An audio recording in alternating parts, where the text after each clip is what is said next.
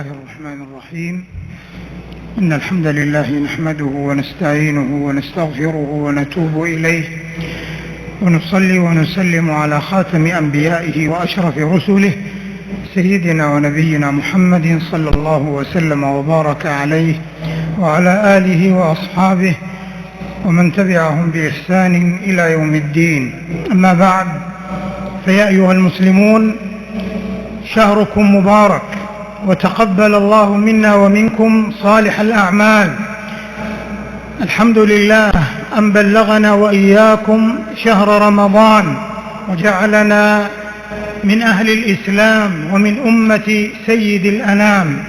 اللهم أهله علينا بالأمن والإيمان والسلامة والإسلام والتوفيق لما تحبه وترضاه يا ذا الجلال والإكرام.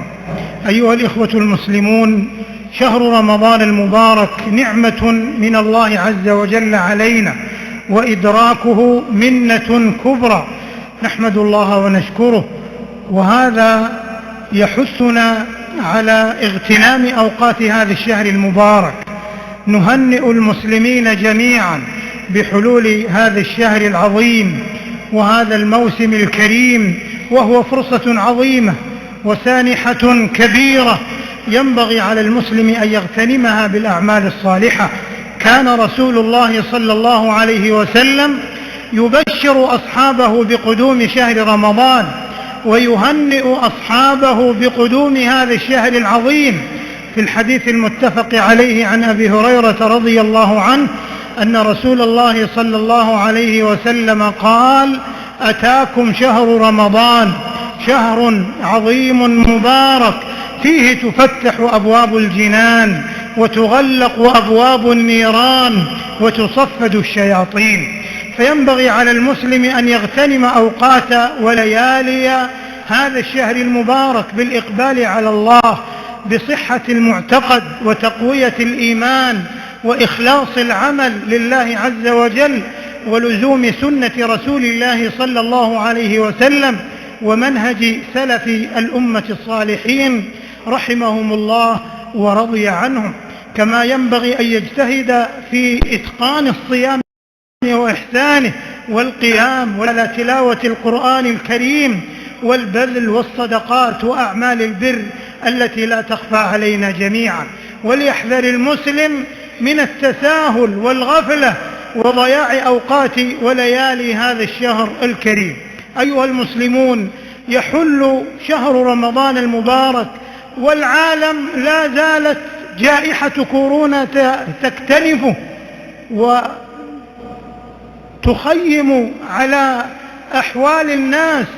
فينبغي علينا أيها الإخوة أن نتعاون مع ولاة أمرنا حفظهم الله ومع الجهات المعنية بالتقيد بالإجراءات الاحترازية والتدابير الوقائية والاشتراطات الصحية، والحرص على صحتنا وصحة إخواننا المسلمين وسلامة رواد الحرمين الشريفين.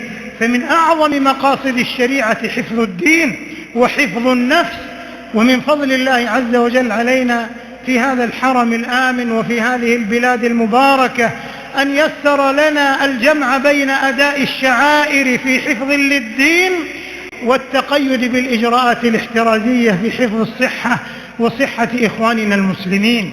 ينبغي أن نحرص على التحصين وتلقي اللقاح ضد هذا المرض الخطير حفاظا على صحتنا. قال الله عز وجل: ولا تلقوا بأيديكم إلى التهلكة، وقال سبحانه: ولا تقتلوا أنفسكم.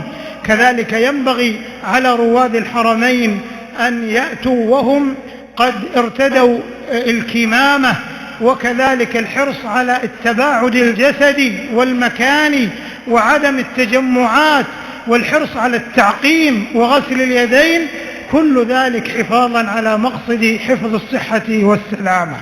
فينبغي علينا أيها الإخوة الحرص على ذلك والتعاون مع الجهات الصحية والجهات الأمنية في توفير البيئة الصحية التعبدية الروحانية التي تجمع بين أدائنا لشعائرنا وبين تقيدنا حفاظا على صحتنا.